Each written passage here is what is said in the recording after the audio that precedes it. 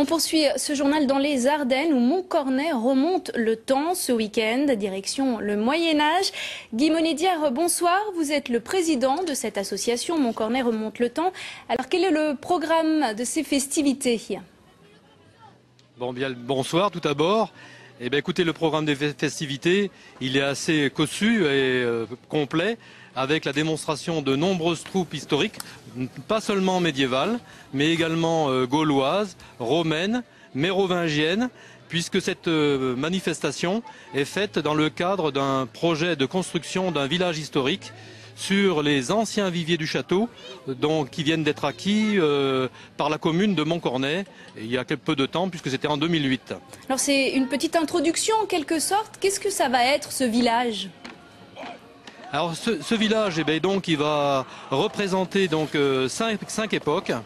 Donc l'époque gauloise, une époque gallo-romaine, une époque mérovingienne, une époque carolingienne et l'époque médiévale 13e siècle, pour finir par une 6e époque au château de Montcornet.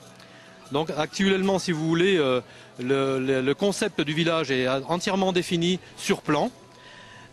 Donc on veut reproduire la vie d'un village à l'époque gauloise ou à l'époque médiévale ou à l'époque romaine.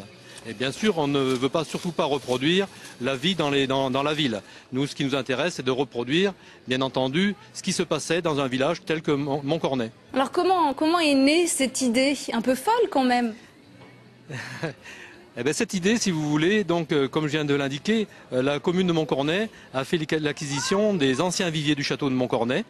Et sur ces viviers du château, il y avait un hameau antérieurement qui s'appelait le hameau de la Madeleine. Et sur ce hameau de la Madeleine, il y avait donc un ancien moulin à couleur, une chapelle, donc la chapelle Jeanne de Montcornet de 1314.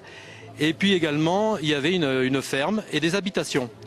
Et également, sur le château de Montcornet, lors de fouilles, on a trouvé des traces gauloises.